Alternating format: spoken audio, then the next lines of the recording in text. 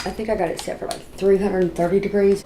I wanted something that's more than a picture. The heat press machine on Brittany Tucker's kitchen table, it was for personal reasons at first.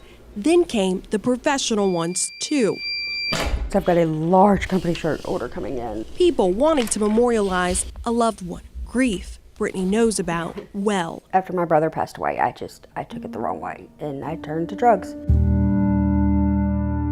The addiction caused intervention in 2016 from Georgia Division of Family and Children's Services, or DFCS. Within 2 years, the state had removed all of her kids from her Grayson home, including a newborn daughter. When drugs are the basis of a Georgia child welfare case, a judge can require the parent submit to hair follicle drug screens. Since 2016, DFCS contracted workers showed up to collect specimens to send off to drug testing labs. I didn't get sober for myself. I did it for my kids. She says she was sober with no more relapses by 2019. Just one problem. According to the state subcontracted lab results, multiple times when Brittany claims she was sober, she tested positive for methamphetamine. I don't know if there's any words to actually put to describe that. An Atlanta News First investigation uncovered the labs the state subcontracts have a history of false positive allegations. The companies are Avra Health and Expertox. There is so many, what I would say are false positives. Attorney Doris Good represents Brittany and advised the mom to start getting tested at independent labs too. What's happening is DFCS are turning up positive and independent labs are turning up negative. Her attorney, Doris Good, argued in Gwinnett Juvenile Court the hair follicle testing by the two companies can and does result in false positives. The cases where our clients are staying sober is really, it's sad that they're losing their children because of false positives. Brittany claims not only was her time with her kids robbed, but her sobriety stolen too. Oh my God. You try to put on a brave face for them. They are positive. Atlanta News First Investigates took Brittany's case to a veteran toxicologist. Ted Simon spent more than a decade at the Environmental Protection Agency, or EPA. Based off of your expertise, how reliable are these hair tests? The hair tests are not reliable. Federal guidance outlines disadvantages of hair testing include environmental contamination, adding it's difficult to interpret results. Concerns far from new. Atlanta News First Investigates found several civil suits pending against the two subcontracted labs, alleging similar patterns of false positives. In court filings, the companies deny the allegations.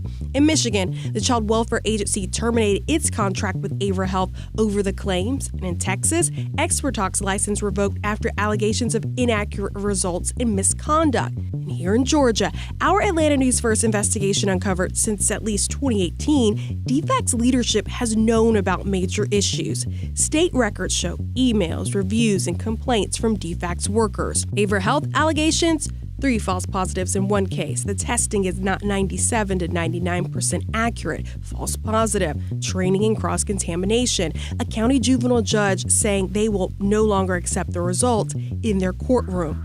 Avra Health would not interview but says they've never been informed of a credible concern, adding they stand by their results from their accredited lab. As for Expertox, state records show DFCS workers had significant concern about validity of future test results. A mom's false positive for meth due to environmental exposure or over-the-counter medicine.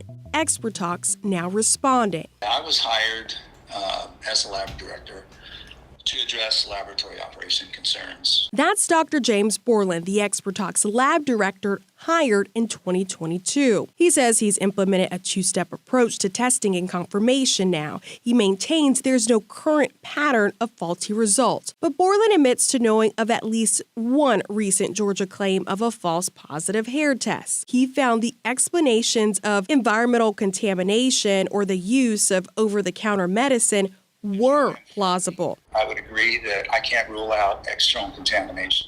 Turns out the company did not run a specialized test in that case. Historically, they haven't run it in other cases either. The test is called DL isomer, and although not required by the state, it could help rule out concerns of false positives because the method can determine legal forms of methamphetamine like nasal spray or an inhaler. But why don't you guys use the test that would help?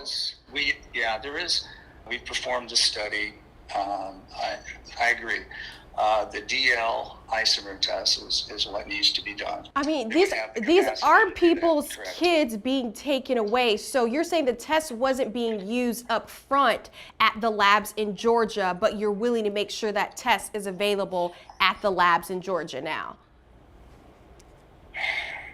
This had nothing to do. Well, I mean, if we did the test and we didn't do an isomer test, then I'm willing to send it out to get an isomer test done. Borland explains they didn't always have access to the specialized test, but he says now he'll make it a priority across Georgia. It's just difficult to find a lab that can effectively do it.